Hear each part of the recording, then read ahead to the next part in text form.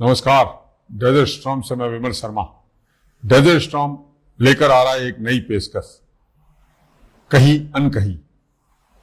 ये कार्यक्रम जैसलमेर की महिलाओं के लिए प्रसारित किया जा रहा है। इस कार्यक्रम में महिलाओं द्वारा कहीं अनकहीं के माध्यम से अपनी बात, महिलाओं के सशक्तिकरण के लिए अपनी बात रखेंगी, अपने जीवन की अनछुए पहलुओं को चर्चा करेगी।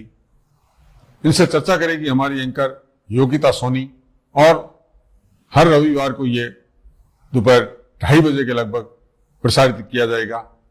इसे देखना ना भूलें। जो देखे हैं ख्वाब तो उन्हें पूरा भी करूंगी, आसमां को नापने के लिए खोले हैं अपने पर, अब ना झुकूंगी न किसी के रोके रुकूंगी।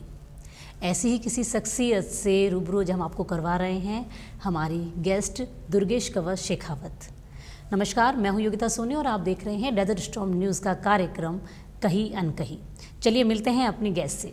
दुर्गेश जी, बहुत बहुत स्वागत है आपका। Thank you ma'am. सबसे पहले तो आपको बहुत बहुत बधाई जो आपको 26 जनवरी की परेड में दिल्ली के लिए सेलेक्ट किया है। तो इसके बारे में थोड़ा सा आप डिटेल में बताएंगे, ये क्या चीज़ है या किस तरह से इसका सिलेक्शन हुआ है? मैम, ये कॉलेज बेसिस के ऊपर सिलेक्शन होता है, ये एनएसएस के थ्रू हुआ है मेरा। और इसके अंदर पहले कॉलेज बेसिस सिलेक्शन होता है, देन आपका स्टेट लेवल होगा, देन बाद में नेशनल होगा। अभी आपका दिल्ली के अंदर सिलेक्शन हुआ है। मतलब 3 पड़ाव में तीन आपका पड़ाव के अंदर सिलेक्शन हुआ Yes, है। इसमें किस तरह से रहेगा इसका कार्यक्रम? पहले हमारा हरियाणा में 10 दिन का कैंप हुआ था, फतेहाबाद में। उसके अंदर हमारा पहले फिजिकल फिटनेस देखा गया था, देन हमारा कल्चरल प्रोग्राम देखा गया था, देन हमारी ड्रिल देखी गई थी, देन हमारा इंटरव्यू हुआ था। उसके बेसिस पे हमारा सिलेक्शन हुआ है। मतलब इतनी सारी चीज़ें इनमें देखी जाती है इस परेड में सेलेक्ट होने के लिए। यस। इंटरव्यू किस तरह से, किस बेसिस पे था? जीके नॉलेज या कोई और नो, एक्टिविटीज? जिस बेसिस पे कि आप जहाँ रहते हो उसका आपको नॉलेज है कि नहीं है, जी। जो अभी करंट अफेयर्स के बारे में जो अभी इंडिया में हो रहे हैं उनके बारे में नॉर्मल थिंग्स। आप जैसलमेर से बिलोंग करती हैं बेसिकली? मैं सिक्का से बिलोंग करती हूँ, बट पापा आर्मी में हैं, that's why I am here from 15 years. तो फिर आपको मतलब जैसलमेर एक अच्छा नॉलेज रहा है इसका मतलब। एनएसएस से कब से जुड़ा हुआ? मैं एनएसएस में फर्स्ट ईयर से ज्वाइन हुई थी कॉलेज में। अभी मेरा फाइनल ईयर चल रहा है और अभी मेरा फाइनल ईयर हो जाएगा कंप्लीट। जी। बस। एनएसएस का किसी ने सजेस्ट किया या खुद का मन हुआ, किसी को देख के आइडियल पे सोचा, किस तरह से इसके लिए मन बनाया? ये नॉलेज मेरे को मेरे कोच है बास्केटबॉल के, जी। उन्होंने किया था अपने कॉलेज टाइम में, और वो उन्होंने प्री आरडीसी किया था। जी। तो जिससे? उन्होंने प्री आरडीसी, अच्छा। जो मैंने हरियाणा में किया था, जी। प्री आरडीसी बोला जाता है उसको। ओके। और जो मेरे कोच ने किया था, उन्होंने मुझे नॉलेज दिया था कि आपको ये आपके कॉलेज में लेना चाहिए, कि आपका है इंटरेस्ट तो आप ये सोशल वर्क करने में और सब कुछ, तो आप ये ज्वाइन कर सकते हो। जी। ऐसा। जैसे एनएसएस में सोशल वर्क अभी आपने बताया, तो इससे आपकी पढ़ाई इफेक्ट नहीं होती है कि सोशल वर्क में जो आप समय देते हो वो समय अपनी पढ़ाई को दे सकते हो? ऐसा है, बट हर चीज़ के लिए टाइम निकालना पड़ता है। अगर आपका मन है कि आपको ऐसे सोशल वर्क्स भी करने हैं, तो आप अपनी स्टडीज़ को भी उतना ही टाइम दोगे, अपनी अदर वर्क्स को भी आप उतना ही टाइम दो। जैसे आपने बताया अभी कि आप एक प्राइवेट स्कूल में भी अभी आप एज अ पीटीआई का वर्क कर रही हैं, तो और ज़्यादा आप पे बोझ आ जाता होगा अपनी स्टडी को लेके? वो तो है, बट वो मेरे ऐसे है कि जितना स्ट्रगल होगा ना उतना बेस्ट है अपने लिए। इससे आगे आपके इन फ्यूचर्स में आपको क्या प्रॉफिट होगा इस तरह के आपके ना प्रोग्राम में पार्टिसिपेट करने से? मेरा खुद का नॉलेज बढ़ेगा जी। और मेरे जो आगे मेरा फ्यूचर है कि मुझे सीडीएस एग्ज़ाम देना है आर्मी ऑफिसर का, तो उसके लिए बेटर है कि मैं जब इंटरव्यू होगा तो मेरा बता सकती हूँ कि मैंने इतना इतना कुछ किया है मेरी लाइफ। ये भी एक तरह से एक प्लस पॉइंट हो जाता है point। आपके लिए। आपको आर्मी में जाना है? Yes ma'am. बहुत ही अच्छी सोच रखी है बिकॉज आपने। मेरी फैमिली बैकग्राउंड फुल आर्मी से है, जी। That's why. ये कई बार होता है कि इंसान अपने फैमिली बैकग्राउंड से थोड़ा अलग भी करता है, पर आपको उसकी मतलब आपको उसी राह पे चलना है जिस पे आपके पापा वगैरह। यस। इन फ्यूचर आपका आर्मी का ही है। Yes. तो अभी स्टडी में क्या चल रहा है अभी आपके? अभी मेरा बीकॉम फाइनल ईयर चल रहा है। जी। तो पढ़ाई भी बराबर हो जाती है अपने इसके साथ? पढ़ाई भी एकदम बराबर और जिसमें सिलेक्शन हुआ, कैसा रिएक्शन था अपनों का, आपके रिलेटिव्स का, आपके फ्रेंड्स वगैरह का?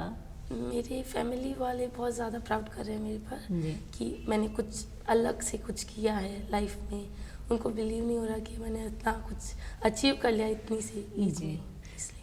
जी, दो हमारी बुलेटिन में भी आपकी इस सक्सेस से रिलेटेड न्यूज़ आई थी। Yes. और उसमें भी काफ़ी प्राउड फीलिंग हो रही थी मुझे खुद को वो न्यूज़ बोलते हुए भी कि हाँ, हमारे ही शहर की कोई लड़की परेड में वहाँ तक सेलेक्ट हुई है।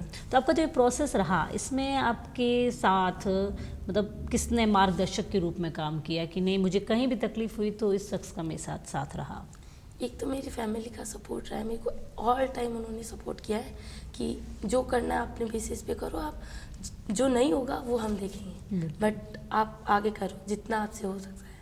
और सेकंड, मेरे कोच ने मेरे को सारी हेल्प की है कि उन्होंने मुझे मोटिवेट किया कि ये करना है, ये नहीं करना है, और मतलब उन्होंने मुझे आगे मार्गदर्शन दिया पूरा दिया है कि हेल्प किया पूरा, मतलब क्या बताऊँ, मतलब एक अच्छे सपोर्टर की तरह उन्होंने पूरी तरह से हाँ। एक टीचर की पूरी अच्छी भूमिका निभाई है Yes, उन्होंने। yes। हरियाणा में आपका किस तरह का कार्यक्रम था? हमारा हरियाणा में 10 दिन का कैंप था। जी। उसमें हमारा मॉर्निंग में योगा टाइप होता था, देन आपका ब्रेकफास्ट टाइम हो जाएगा, देन आपका 4 आवर की आपकी ड्रिल होती है, जी। देन आपका लंच, देन आपको कल्चरल प्रोग्राम के लिए प्रैक्टिस टाइम दिया जाता है। ड्रिल मतलब? परेड, ओके, थोड़ा एक्सप्लेन करेंगे उससे? परेड होती है जैसे हम जो 26 जनवरी को, उसी से रिलेटेड उसका प्रिपरेशन था? Yes, जी, ठीक है जी। उसके अंदर बेस्ट कैडेट्स देखे जाते थे, जी। वॉलंटियर्स।